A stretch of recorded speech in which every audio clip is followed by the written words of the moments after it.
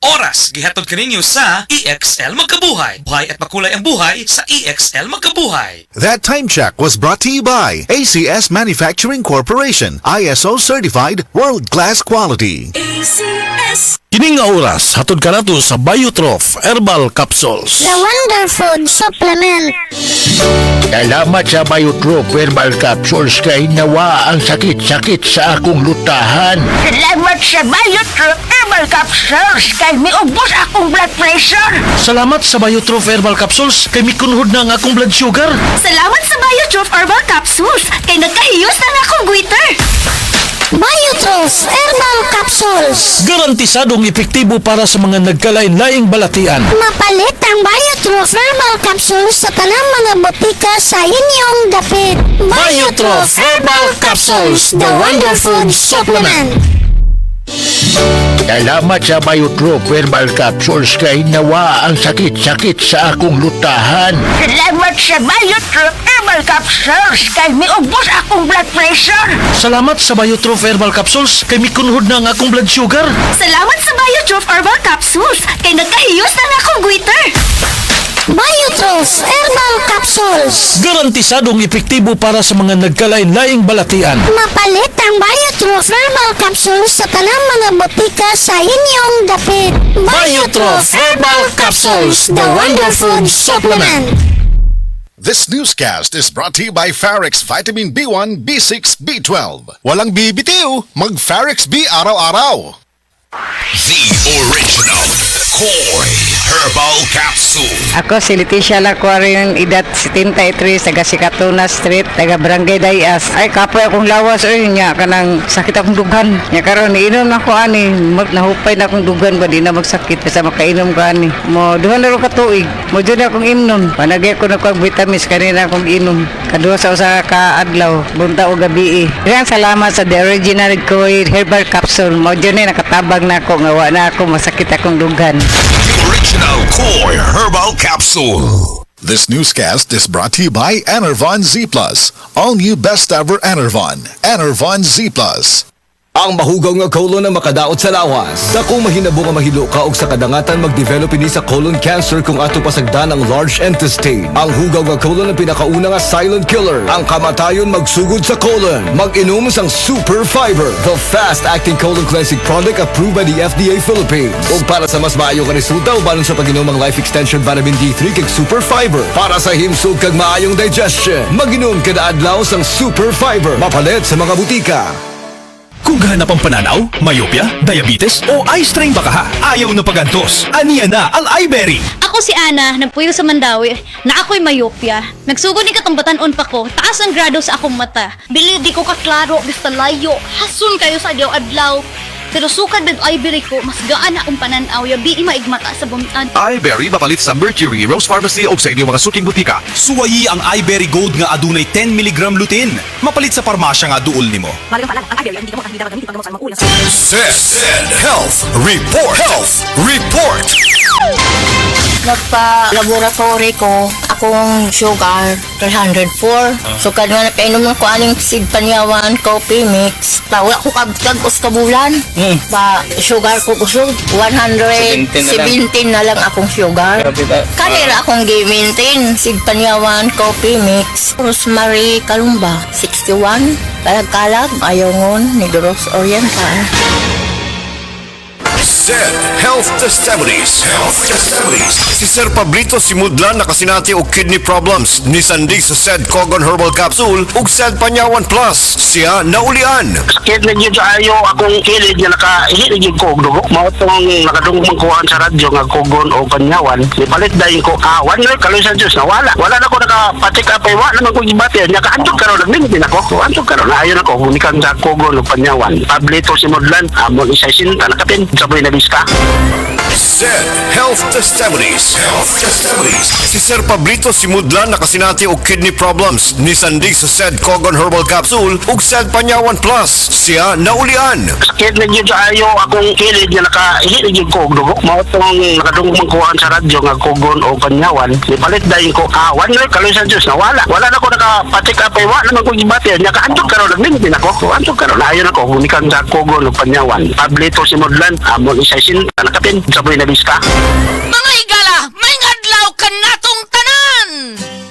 Kini si Kuya Gulyat ninyong adunay na ilhan nga lamian kaayong tabliya, ang Don Pepe Tabliya. Sa kaumutong kalami, walay mudili, sa Don Pepe nga tabliya, kini mao'y paborito. Mag Don Pepe. Don Pepe Tabliya! Sarap ni Bay! Kung makatilaw ka, magpangita ka! Taas na uric acid. Mao ka na ang nasinati ni Nanay Penny Galasio sa 60 anyos ug natabangan sa Paragis Bila-Bila Herbal Capsule. Naghanap tambang ipang-inom, nagsinaw balik-balik, pamedikal, pa-ultrasound, utaas akong uric, akong ulo magsikong kalipong. Nagparagis ko, nanay kausaban, ug nanambok na gani po. Pagsugod na inom sa Paragis, makapi man na siyang magkapsul, kita na yun akong gibati. Sa Paragis Bila-Bila, dili na ka mag-agwanta pa. Ako si Radyoman Benzi Tanghian, kining balita hatod ka nato sa Paragis Bila-Bila Herbal Capsule na ilhan isip herbal nga kapsula nga makatabang og daghang benepisyo sa kalawasan. Mao kini ang all-in-one nga herbal. Makahatag og kaayuhan sa ato ang mga selula sa lawas, makatarong sa nindot nga flow og limpyuhan ang imuhang dugo nga mudagkayday sa ato ang kasing-kasing. Alang sa kumpleto nga kombinasyon, gamita lang ang Paragis Bila-Bila Plus Herbal Capsule. Paragis Bila-Bila Herbal Capsule na uban sa pagpangapi sa Paragis Bila-Bila Herbal Coffee ug ang pagpanghaplas sa Paragis Bila-Bila Liniment Oil. Gama sa GFMQ Marketing sa Paragis Bila-Bila, dili na ka mag-agwanta pa. Sa dugang kasayuran, tawag lang sa 0935-641-0261. Ang Paragis Bila-Bila mapalit sa Diding's Pharmacy sa Manalili Street, Cebu City, Bestway Pharmacy sa Mandawi City, Healthway Pharmacy, JV Butika sa Cebu, Mandawi, Liloan o Osmeña Boulevard. Mapalit usab sa JY Pharmacy sa 32 Osmeña Building, Osmeña Boulevard, Cebu City. Mga kasama, dapiton ko kamo sa pagpaminaw sa drama nga Budbud ug Bibingka. Matag alas 8 hangtod sa alas 8:30 sa gabi, Lunes hangtod sa adlaw Sabado. Maminaw ta dinhi lang sa DYHP RMN Cebu. Ahoy! Kidney Care Time! Ako si Tere Robles, 59 sa una. Lisod gyud kaayo akong kahimtang na ay problema ang akong kidney, unya taas pirmi akong blood pressure. Usahay mahadlok ko kay basin unsa na ang mahitabo sa akong lawas. Maayo gani kay adunay ni rekomenda sa Kidney Care. Nag-inom ko adlaw-adlaw ug ang akong blood pressure normal na gyud. Mas gana akong pamati ug mas kusog na ko mulihok. Salamat kaayo sa Kidney Care. Nakatabang gyud sa akong kidney. Ang Kidney Care ay mabibili sa Mercury Drugstore at mga suking butika. Ang Kidney Care hindi gamot at hindi dapat gamiting panggamot sa anumang uri ng sakit. Likayi ang dialysis o ubang problema sa kidney. Mag-Kidney Care. Nibalik na ang pinakauna nga kape nga na ay vitamin D3. Karon, Vita D Plus Coffee Mix na ay reishi mushroom ug mangosteen fruit extract pa. Ang healthy nga kape ug humot ug lami kaayo. Vita D Plus Coffee Mix. May kape na ka, may vitamin D3 pa ka. Mapalit sa mga butika. Camel, sukang puti, susuan mo alam mo. Camel, sukang puti, maunag yun imong mapili. Camel, sukang puti, sasuan mo palami. Camel, sukang puti, anita na ang sikreto sa lami. Excellent health, excellent life, EXL Makabuhay Plus. Nagkabata o nagkadaghan ng adunay na ay diabetes, high blood ug sakit sa kasing-kasing.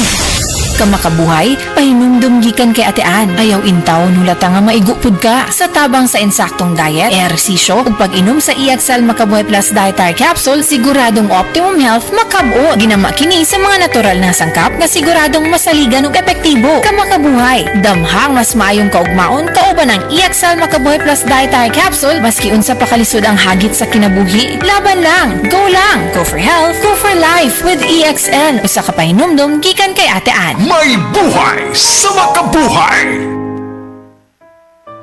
Pagbasa sa ikasampung kabanata ng Aklat ni Juan, ang talinhaga tungkol sa pastol, talata 1-42.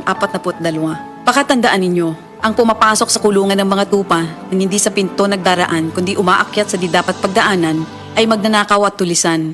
Ang tunay na pastol ay sa pintuan nagdaraan. Pinapapasok siya ng gwardya at pinapakinggan ng mga tupa ang kanyang tinig. Tinatawag niya ang kanyang mga tupa sa kani-kanilang pangalan at inilalabas sa kulungan. Kapag nailabas na, siya'y nangunguna sa kanila at sumusunod naman ang mga ito sapagkat kilala nila ang kanyang tinig. Hindi siya sumusunod sa iba kundi patakbong lumalayo sapagkat hindi nila kilala ang tinig ng iba. Sinabi ni Jesus, ang talinhagang ito, ngunit hindi nila nauunawaan ang ibig niyang sabihin. Kaya't muling sinabi ni Jesus, pakatandaan niyo, ako nga ang pintuang dinaraanan ng mga tupa. Ang mga nauna sa akin ay mga magnanakaw at mga tulisan, ngunit hindi sila pinapakinggan ng mga tupa. Ako ang pintuan. Ang sino mang pumapasok sa pamamagitan ko ay maliligtas. Papasok siya't lalabas at makakatagpo ng pastulan. Dumarating ang magnanakaw para lamang magnakaw, pumatay at manira. Naparito ako upang ang mga tupa ay magkaroon ng buhay, ng isang buhay na masagana at ganap. Ako ang mabuting pastol. Iniaalay ng mabuting pastol ang kanyang buhay para sa mga tupa. Ang bayaran ay tumatakas kapag may dumarating na asong gubat. Iniiwan niya ang mga tupa palibasa hindi siya pastol at hindi kanya ang mga ito. Kaya't sinusunggaban ng asong gubat ang mga ito at binubulabog. Tumatakas siya palibasa ay bayaran lamang at walang malasakit sa mga tupa. Ako nga ang mabuting pastol. Kung paanong kilala ko ng Ama at siya kilala ko, gayon din naman kilala ko ang aking mga tupa at ako'y kilala nila. At iniaalay ko ang aking buhay para sa aking mga tupa. Mayroon akong iba pang mga tupa na wala pa sa kulungang ito. Kinakailangan sila'y ipasok ko rin at papakinggan naman nila ang aking tinig. Sa gayon magiging isa na lamang ang kawan at isa ang pastol. Dahil dito'y minamahal ako ng Ama sapagkat iniaalay ko ang aking buhay upang ito'y kunin kong muli. Walang makakakuha ng aking buhay kusa ko itong ibinibigay. Mayroon akong kapangyarihang ibigay ito at kuning muli. Ito ang utos na tinanggap ko sa aking Ama. Dahil sa mga pananalitang ito, hindi na naman nagkaisa ng palagay ang mga Hudyo. Marami sa kanila nagsabi, talagang sinasapian na ito ng demonyo at nababaliw. Bakit ba kayo nakikinig sa kanya? Sinabi naman ng iba, hindi nakakapagsalita ng ganun ng isang sinasapian ng demonyo. Nakakapagpagaling ba ng bulag ang demonyo? Taglamig na noon at kasalukuyang ipinagdiriwang sa Jerusalem ang pista ng pagtatalaga ng templo. At habang naglalakad si Jesus sa templo, sa portiko ni Solomon, pinaligiran siya ng mga Hudyo at sinabi sa kanya, hanggang kailan mo ba kami ilalagay sa alanganin? Kung ikaw nga ang Kristo, sabihin mo na ng tuwiran. At sumagot si Jesus, sinabi ko na sa inyo, ngunit ayaw ninyong maniwala. Ang mga ginagawa ko sa pangalan ng aking Ama ay nagpapatotoo tungkol sa akin. Ngunit ayaw ninyong maniwala sapagkat hindi kayo kabilang sa aking mga tupa. Nakikinig sa akin ng aking mga tupa. Nakikilala ko sila. Sumusunod sila sa akin. Binibigyan ko sila ng buhay na walang hanggan. Kailan may hindi sila mapapahamak at hindi sila maaagaw sa akin inuman. Ang aking Ama na siyang nagbigay sa kanila, sa akin, ay lalong dakila sa lahat at hindi sila maaagaw ninuman sa aking Ama. Ako at ang Ama ay iisa. Ang mga pinuno ng mga Hudyo muling dumampot ng bato upang batuhin siya. Kaya't sinabi sa kanila ni Jesus, marami akong mabubuting gawang ipinakita sa inyo mula sa Ama.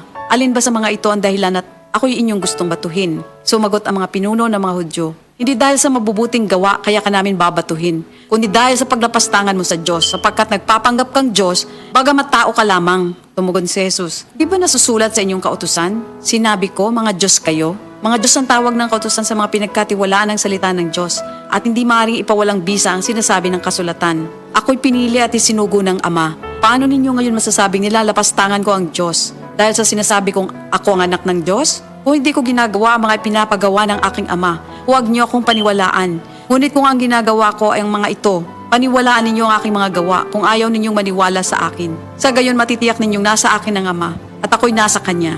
Kaya tinangka naman nilang dakpin si Jesus ngunit siya'y nakaalis. Muling pumunta si Jesus sa ibayo ng Jordan sa puok na dating pinagbautismohan ni Juan.